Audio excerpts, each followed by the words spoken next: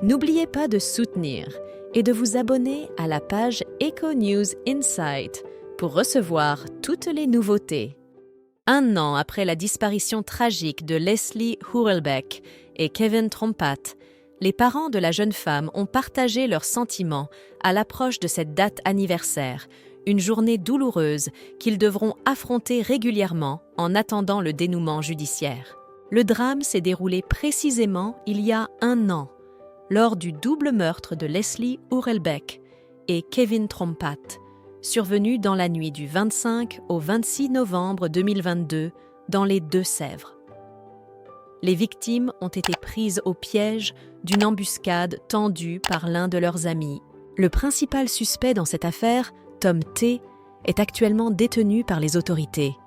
Les détails de cette soirée effroyable, marquée par une violence inouïe, ont été récemment rendus publics par Le Parisien. À l'approche de cette triste commémoration, les parents de Leslie Hurlbeck ont partagé leurs appréhensions avec France Bleu. D'emblée, le père et la belle-mère de la victime ont exprimé leur inquiétude quant à l'avenir de cette affaire. Je ressens une pression constante, comme une boule dans la gorge. J'appréhende énormément cette date, a confié Émilie Cardré, la belle-mère de la jeune femme. Chaque année, cela sera une épreuve similaire.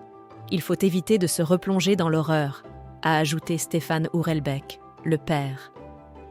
Concernant l'évolution de l'affaire, les parents, toujours marqués par la douleur, avouent ressentir un certain soulagement. Cette réaction découle en partie de la qualification de préméditation retenue dans les accusations contre les suspects par la justice. Les parents expriment le souhait que les responsables, en particulier Tom T., soient sévèrement condamnés, déclaré « On espère qu'il prendra un maximum ».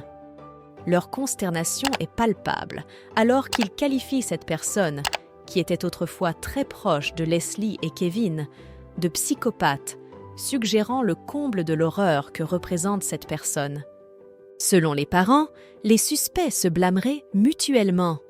J'espère que, d'une manière ou d'une autre, cela nous sera bénéfique, qu'ils s'accusent mutuellement et que la vérité éclate, confie Émilie Cardré. L'enquête dans cette affaire se poursuit, avec plusieurs points à élucider, dont celui concernant le chien de Leslie, Onyx, qui aurait été prétendument abandonné dans la nature selon l'un des suspects.